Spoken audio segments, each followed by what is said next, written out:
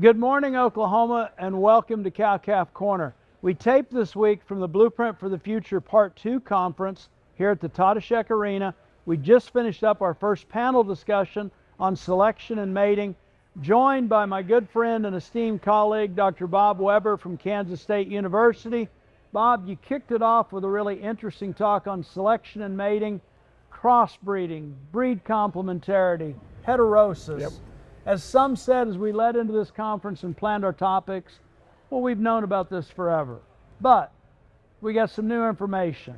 Tell us about this. Why is it important? I think one of the challenges over time has been we get distracted by lots of stuff. There's all kinds of things going on in our business, and sometimes it's easy to stray away from things that have been around for a long time because it's not the newest or latest, greatest stuff. But we do have ongoing data collection around the breed differences. So the major U.S. beef breeds are continually resampled by the U.S. Meat Animal Research Center in Clay Center, Nebraska. And so we get real contemporary looks at how did the various breeds compare. And then subsequently that information is also used to look at the heterosis effect or the heterosis potential those different breed crosses exhibit over time. Because we know as selection happens, different gene combinations happen over time. And so we have different opportunities to utilize or exploit heterosis that those different breeds generate. Bridged into the modern genomic technologies, one of the really interesting aspects for commercial producers is the ability now to genotype animals and determine their breed composition.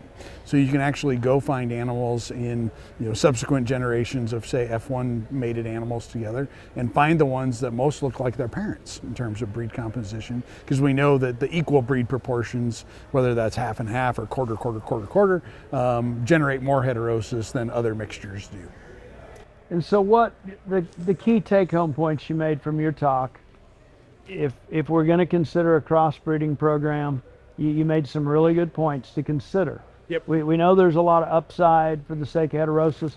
What are those key points? Yeah, I think, well, one of the key ones to remember is crossbred cows drive the bus, right? 2/3 about of the economic value of crossbreeding comes from having crossbred cows and the maternal heterosis they exhibit. And that in itself creates a lot of the complexity in our system, is how do we keep those and breed those crossbred cows. But as you consider those different breeding systems that you might use to build crossbred cows, the important considerations are how big's your herd, right? So different herd size have different levels of ability to manage breed groups and sire groups and so forth. Whether you keep replacement heifers or not, right? So an F1, if you can buy, say, black baldy heifers and Charolais bulls, that's a real simple system that's really effective, can work really well. So herd size plays a key role in what system makes sense. The other thing to think about is endpoint, right? As we know, most cow-calf producers in the United States sell calves at weaning time. Different set of traits maybe that drive value into the enterprise at that level versus if we retain ownership on those and put them through a feeding facility. And so thinking through what breeds you put where to make environmentally adapted cows, and then mate those cows to bulls to produce optimally valued feeder cattle is a strategy we try and talk a lot about to get people to think about, well, I've got all these different breeds, where do I put them in the sequence? And that can make a big difference on the productivity and profitability ultimately of those different breeding systems. Bob, thanks for joining us. Really interesting topic.